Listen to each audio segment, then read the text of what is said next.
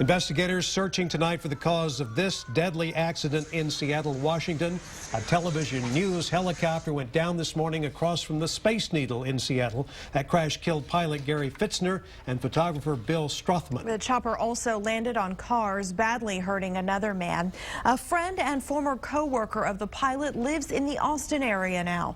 KXAN's Kevin Schwaller sat down with him as he copes with the death of a man he used to fly with every week. You know, it's one thing to hear that somebody passed away, but to visualize the crash, knowing that he saw the ground coming right at him, and then the fire that ensued afterwards, that's got to be the hardest part, I think, for his kids and his wife right now. Eric Kirchner is mourning from a distance. He used to work with pilot Gary Fitzner in Seattle as a traffic reporter. Now he lives in the Austin area. How did you find out about it?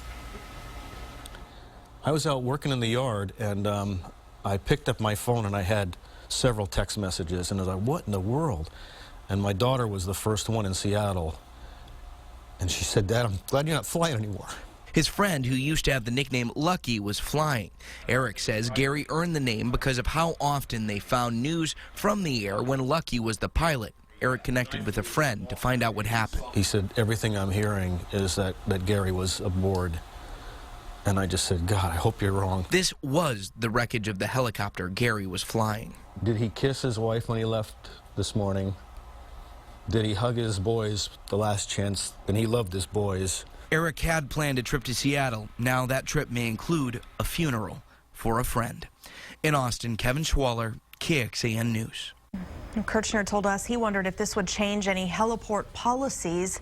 That crash happened right in the heart of Seattle, and the mayor of Seattle says the city will be looking back at its helicopter pad policies after this crash. We checked, and Seattle has fewer heliports in the city than Austin.